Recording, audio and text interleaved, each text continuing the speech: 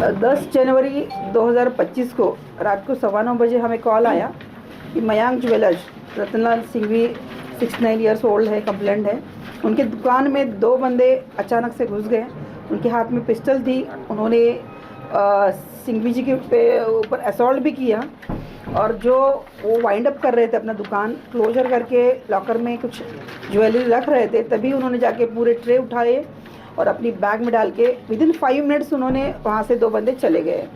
जैसे हमें कॉल मिला तुरंत पुलिस वहाँ पहुँच गई, हम वहाँ सब पहुँच गए। ये क्राइम बहुत ही सीरियस था, बहुत ही हमारे लिए चैलेंज था। तो मैंने मेरी जो 6 पुलिस स्टेशन है सभी डीबी को एक्टिवेट करवा दिया।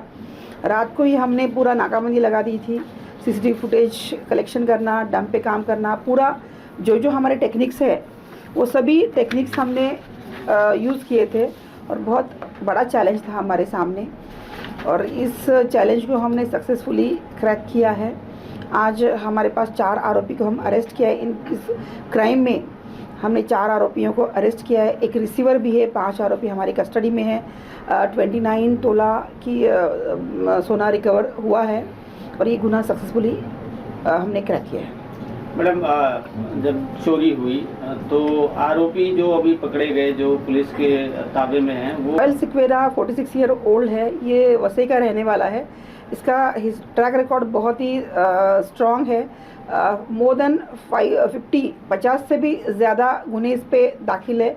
मुंबई में, सतारा में, अपने नवघर में भी 2011 में उसने रॉबरी किया था। उसके बाद अनुज चौगुले जो दूसरा जो ऑन द स्पॉट था, जो पिस्टल लेके अंदर घुसा था, जिसने सिंघवी जी पे असॉल्ट किया था, उसके ऊपर भी 50 से भी ज़्यादा गुन्हे दाखिल है अलग अलग महाराष्ट्र के पुलिस स्टेशन में।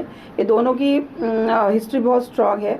बाद में जो सौरभ राक्षे जिसको उन्होंने अपने ग्रुप में ऐड किया था, उसकी हिस्ट्री क्लियर है। अभी नया बंदा है वो बहुत उसको ज़रूरत में था, उसको पैसे की बहुत ज़रूरत थी, इसीलिए वो ये काम करने को तैयार हो गया। सीताराम मोरे नाम का एक बंदा है सतारा में, जो ये सिक्वेरा का अच्छा फ्रेंड है।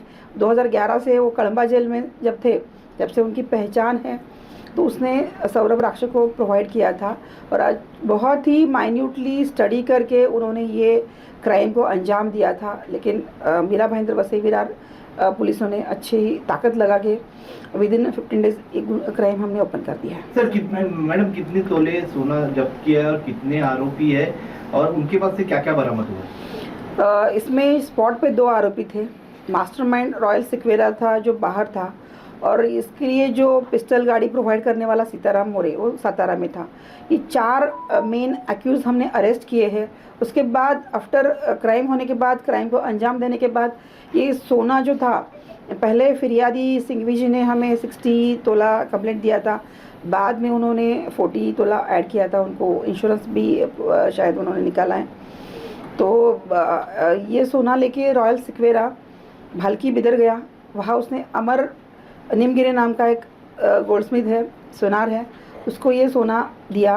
वहाँ उन्होंने उसको मेल्ट किया और फिर 3 अलग अलग सोनारों को बेचा था।